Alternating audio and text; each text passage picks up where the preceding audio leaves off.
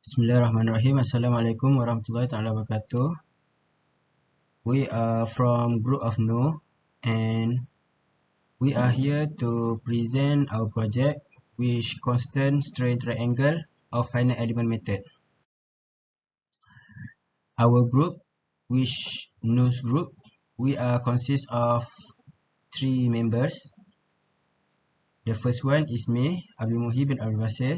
The second one is Muhammad Zarith Asyraf bin YUSRI, and the third one is Muhammad AIMAN HAKIM bin Muhammad AZMI. So first of all, I would like to explain about the definition of finite element method before we go further in constant strain triangle.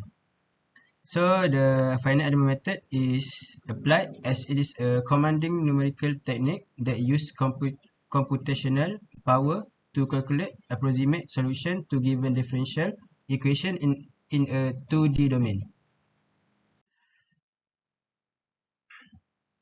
So we go further in the finite element method, which the constant strain triangular.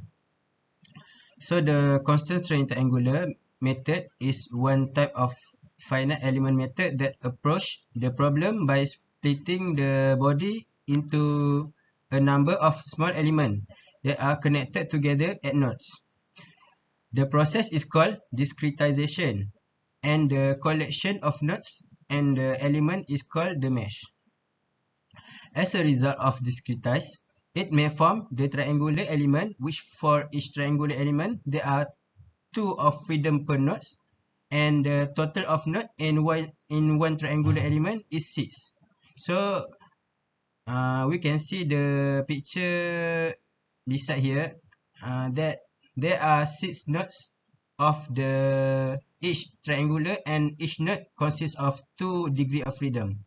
Also, each node can translate along the x and y axis.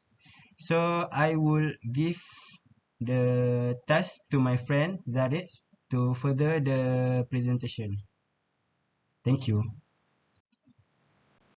Assalamualaikum, my name is Muhammad YUSRI, and for my part, I will be talking about the problem statements.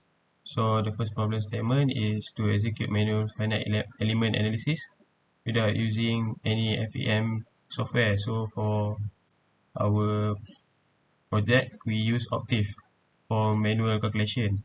For the second problem statement is to distinguish that the finite element model can be reduced due to model symmetry by applying the appropriate boundary condition. And for our case, we use frictionless support.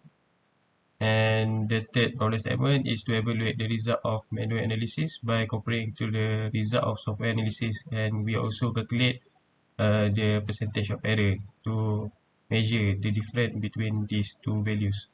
And the last problem statement is to be able to describe finite element analysis theory, methodology, and conclusion.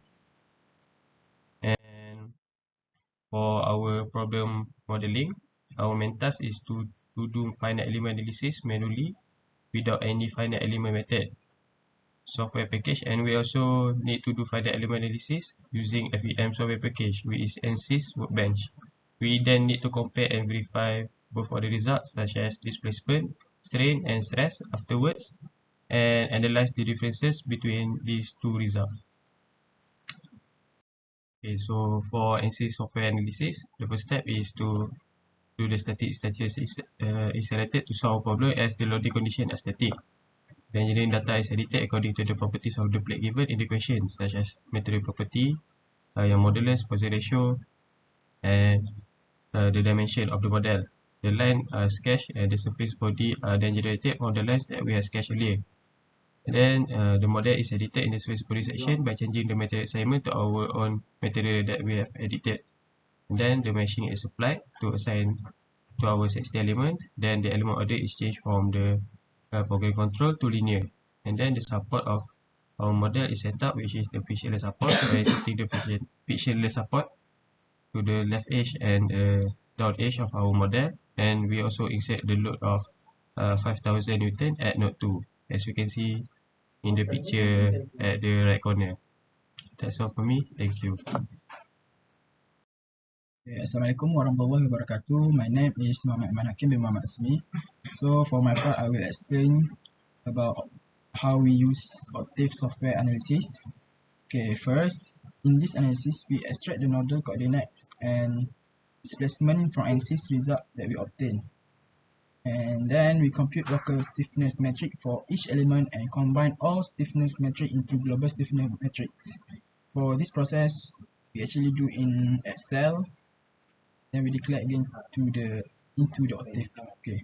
For the part 3, we solving for all unknown displacement by using octave. The last one, we compute all the displacement for all node and compare with ANSYS. Okay, as you can see here, that is the example of octave coding for this project. So here is the coding for element stiffness matrix. Okay, in the octave, we find all parameters related to the stiffness matrix formula. As you can see here, displacement, element, and here. Okay. Okay. Besides, this is the coding example coding to solve the displacement Q in the octave. Okay. So for the global stiffness metric, we done this through the manual calculation using Excel, and then we just declare again into the TAFE software. Then we input the formula to solve the displacement Q. That's all. And then this is the comparison of displacement at all points between manual calculation and ANSYS. So in this analysis, we're just comparing the location for point A, B, and C, such as node 11, 7, and 2.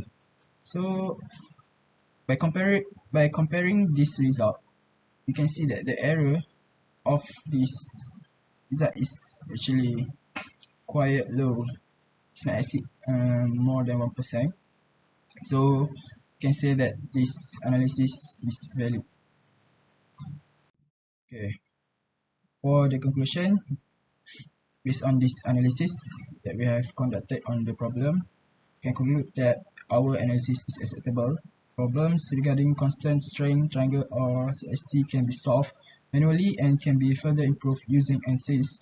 By using ANSYS, you can skip the part of writing coding and calculation, as we only need to key in all the material properties, sizing, and mention of the model, and the calculation will be done automatically. So in this case, we need to calculate the displacement at point A, B, and C. So we can observe that the result obtained through manual calculation deviates slightly from the result obtained through ANSYS. The differences between these two results may be because of the decimal number that we obtain later on. So by using ANSYS, we also can increase the number of elements, which will help us to get more accurate results. Overall, we believe all the results that we obtain are acceptable and our ANSYS are relevant. Thank you.